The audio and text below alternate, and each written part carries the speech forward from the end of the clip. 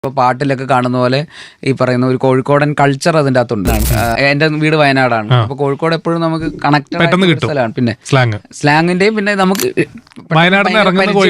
Neighbour ആണല്ലോ. നമ്മൾ ആശുപത്രി ആവശ്യങ്ങളോ വയനാട്ടിൽ ഒരു പരിധി കൂടുതൽ നല്ല ആശുപത്രിയൊന്നും ഇല്ലാത്തതുകൊണ്ട് എന്ത് ആശുപത്രി കേസ് ഉണ്ടെങ്കിലും കോഴിക്കോടൊക്കെയാണ് വരിക. ഇവിടുത്തെ മേജർ ഹോസ്പിറ്റലുകളിലേക്കൊക്കെ വരേണ്ടി വരും. പിന്നെ എന്തെങ്കിലും ടൂർ പോകുന്നതിനൊക്കെ ഏറ്റവും ആദ്യം കോഴിക്കോടാണ്. Kozhikode beach, Mananchira square.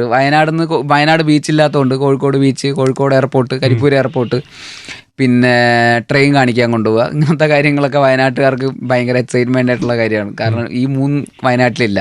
അപ്പം അത് കാരണം ട്രെയിൻ, വിമാനം, കടൽ, ഇതൊക്കെ കോഴിക്കോട്. പിന്നെ ആശുപത്രി. അപ്പോൾ ഇത്രയും കാര്യങ്ങൾക്ക് കോഴിക്കോട് പണ്ട് മുതലേ ഉണ്ട്. പിന്നെ എന്തെങ്കിലും ചെറുപ്പത്തിലൊക്കെ നമുക്ക് എന്തെങ്കിലും മറ്റേ ചെറിയ നമ്മുടെ CD പ്ലെയറിൻ്റെ മറ്റേ വയറ്, മറ്റേ ഇത് നന്നാക്കാൻ. അപ്പോൾ അവിടുത്തെ കടക്കാരൊക്കെ കോഴിക്കോട് നിന്ന് സാധനം വരണം, ഇതിന് കോഴിക്കോട് കൊണ്ടുവരും, കോഴിക്കോട് നിന്ന് വരേണ്ടി വരും. അപ്പോൾ ആ കോഴിക്കോട് നമുക്ക് വലിയ മെയിൻ സ്ഥലമാണ് കോഴിക്കോട്. ബത്തേരി നമ്മുടെ സ്ഥലത്തു നിന്നൊക്കെ ഇച്ചിരി. അപ്പോൾ അങ്ങനെയൊക്കെ എപ്പോഴും കണക്റ്റഡ് ആയിട്ട് നിൽക്കുന്ന സ്ഥലമാണ്.